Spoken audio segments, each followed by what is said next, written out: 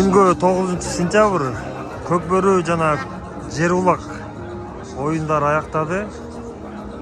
Ат майдан боюнча айтсак, алысыраак жайгашып калыптыр. Мына өзүңүздөр көргөндөй. Тиги жакта оюнчулар жакшы байкалбай калып атат. LED экранды коюптур, ошентсе дагы баягы ыңгайсыздык бир топ эле жаралат экен да. Ошону жакыныраак койсо жакшы болор эле. Биздин Чолпон Атадагы ат майдандагы ушундай кичине алысыраак, эми бугун мынчалык алыс эмес. Мындан бир аз берирээк, 10 метрге берирээк болсо керек, менин эсебим боюнча. Ошондой анан ат майдан, биздин ат майдандан кичирээк.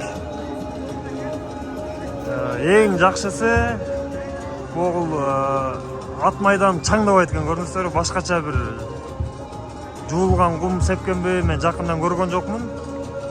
Ушундай чаңдабаганы мага жакты да. Биз да ушундай кылышыбыз керек бара-бара.